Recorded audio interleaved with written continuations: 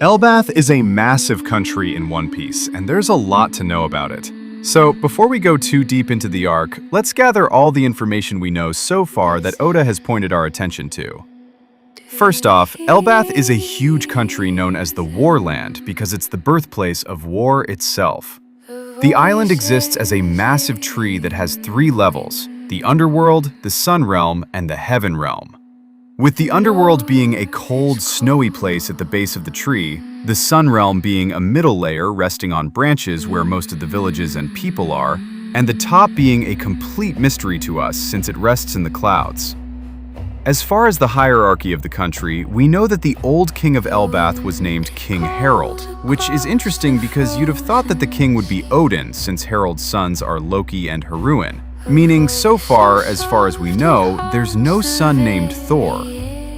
Now, in Elbaf, there's a very special, mysterious devil fruit that gets passed down between the father and son during the process of succession of the royal throne.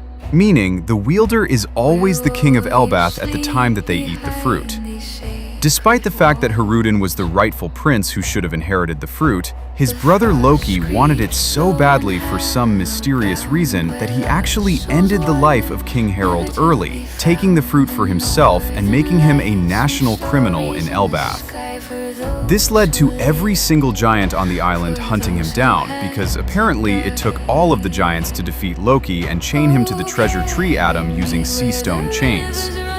Well, that's the official story, I guess, but the truth remains to be seen. This hasn't really bothered Loki all that much, as he sits there waiting for someone to come by and agree to get the key from the chains from the village above. And thankfully for him, Luffy does exactly that in exchange for information on Shanks.